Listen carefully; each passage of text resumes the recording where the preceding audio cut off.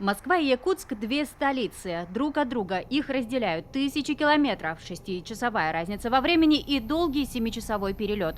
Как организовываются полеты пассажиров из Москвы в Якутск? Как работает представительство авиакомпании в столице? И на что могут рассчитывать пассажиры задержанных авиарейсов? Узнаем у советника генерального директора авиакомпании «Якутия» в Москве Вячеслава Сергеевича Абрамяна. Вячеслав Сергеевич, добрый день. Меня зовут Айсена Бурнашова, и я рада приветствовать вас на нашей передаче «Актуальное интервью». Пожалуй, начнем с первого вопроса. Связан он с резонансной историей, которая случилась буквально недавно, в начале января этого года. Связана эта история с бабушкой из Якутии, которая не попала на свой рейс до Якутска.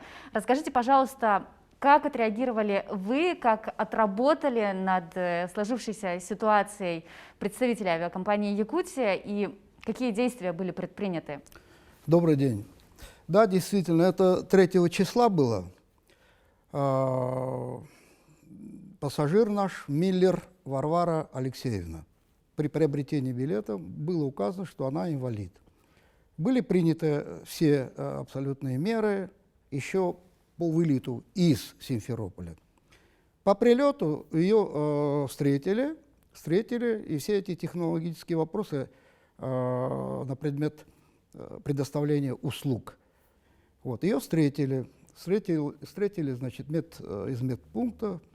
И когда оказались в общем зале, она отказалась от этих услуг.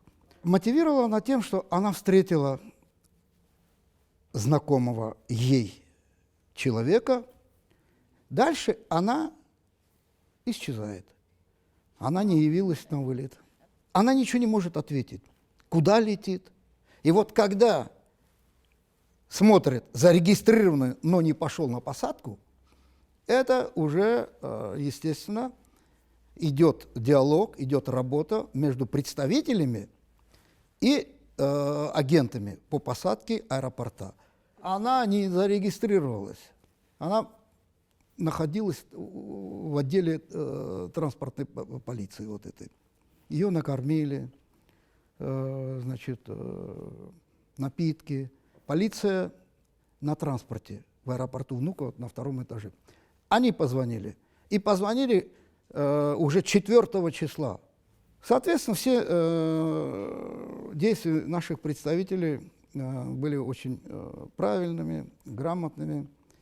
Потом билет переоформили наши представители без всяких этих штрафных санкций.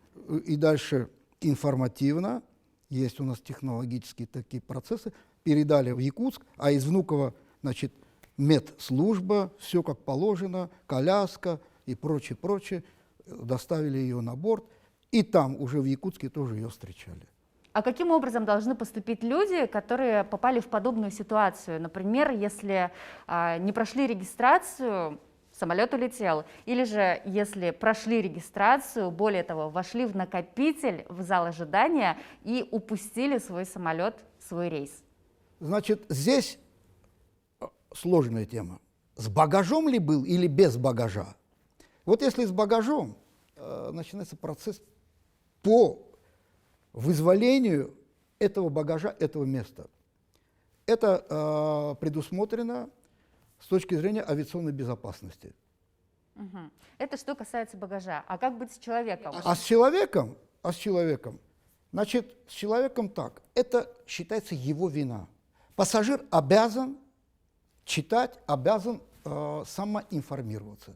Я бы вот хотел бы пожелать всем пассажирам, чтобы они, полеты это тоже ответственная тема, они должны быть внимательны, где бы они ни были. Якутск и Внуково – это те аэропорты, где базируются самолеты авиакомпании «Якутия». Мы все прекрасно понимаем, что гражданская авиация, да и авиация в целом – это очень ответственная вещь, и в которой все равно случаются нештатные ситуации. Обычно они связаны с техническими неполадками самолетов или же с погодными и метеорологическими условиями. Вот скажите, пожалуйста, на что могут рассчитывать ваши пассажиры в случае задержек по тем или иным причинам? От имени компании приношу извинения от себя лично, от всех нас. и обращаюсь с пониманием. Значит, одно дело, когда непогода, это небесная канцелярия, там. Другое дело, когда неисправности. Но мы-то не имеем права до тех пор, пока 100% не будут устранены все неполадки, мы не имеем права. Поэтому безопасность, оно превыше, никто не отменял, никто. Не имеет значения, задержка ли по метеоусловиям или по техническим. Ну, конечно, мы информируем пассажиров, отправляем СМС, что да, ваш рейс такой-то, такой-то, он перенесен, чтобы человек зря не приезжал, и вот, если, конечно, у него есть где остаться. Ну а в случае задержек авиарейсов, что предоставляется самим пассажирам, на что они могут рассчитывать? Задержки более 2 часов, комната отдыха, ну, если матери ребенка, значит, напитки. Да, 2 часа. Более 4, значит, предоставляется уже, значит, телефонные звонки, значит, выйти в социальную сеть, да, в интернет какие-то сообщения сделать, горячее питание. Кстати, вот о горячем питании. В аэропорту Внуково есть такая служба аэробуфет. У нас с ними договорные отношения. Вот когда более 4 часов мы нашим пассажирам даем ваучеры, и они спускаются вниз, там, на 2-м этаже. Каждые 6 часов днем, 8 ночное время, продолжается вот эта же процедура. Питание и прочее, прочее. Теперь, что касается отдыха. В районе Румянцева, вот, Внуково, 3 отеля. Со всеми этими отелями у нас имеются договорные отношения. Более того, мы их отвозим, ни за что они не платят, это важно отметить. Каким образом организовано сопровождение пассажиров, имеющих ограничения по медицинским показателям, например, перенесших оперативное вмешательство или инвалидам? Хороший вопрос, нужный вопрос, правильный вопрос. Не менее чем за 72 часа до вылета при приобретении пассажир должен объявить свой статус. Или малоподвижные, или вот, вот как вы говорите, да, вот после операции. Для того, чтобы авиакомпания готовилась уже к этому. Потому что это вносится в систему бронирования, в систему продаж, ну, будем так говорить, в базу данных. Как только билет приобретен, там, значит, кассир делает ремарку, чтобы авиакомпания могла четко понять приоритетность. Идет передача информации вот, в медпункт. Мобильная группа, медпункт. Надо определить, а что ему надо? Коляска, лифт, вот это, да.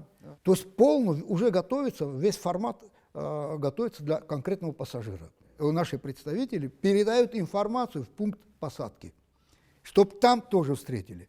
А стоит ли пассажирам рассчитывать на экстренную медицинскую помощь там в воздухе, на небе уже во время полета? Если вдруг в воздухе человеку стало плохо, значит, все наши бортпроводницы в программу их подготовки входит порядок оказания помощи и конкретно больным. Там перечень есть больных. Если на борту имеются врачи, значит, объявить, чтобы они могли присоединиться. Но если очень серьезная ситуация, то тогда командир корабля обязан, я подчеркиваю, обязан совершить в промежуточном аэропорту, в ближайшем аэропорту посадку. Мы все говорим и говорим об обязанностях авиакомпании «Якутия», об обязанностях и рабочих функциях представителей авиакомпании «Якутия» здесь, в Москве. Пассажир, каким должен быть пассажир, вот в вашем видении, какая ответственность на плечах пассажира лежит? Они обязаны быть дисциплинированные, четкие должны быть. Он должен все рассчитать с таким расчетом, чтобы прибыть вовремя на регистрацию, быть внимательным, особенно когда билеты невозвратные. И в завершении нашего интервью поговорим о программе льготных авиаперевозок на Дальний Восток и в обратном направлении.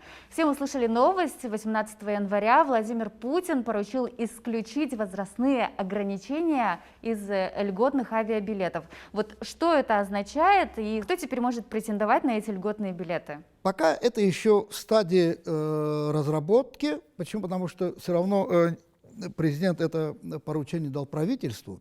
10 лет работает, что пассажиры моложе 23 лет и которые пенсионеры. Условие одно, чтобы он был гражданин России, могут приобрести субсидированные билеты. А что касается вот этого момента, то есть возрастного ценза не будет. Там любой человек, любой пассажир потенциальный, но будет огласка, чтобы он был зарегистрирован, ну, как мы говорим, прописан, да, вот, в дальневосточном регионе. Вот на каждый маршрут будет выделяться будет одному перевозчику.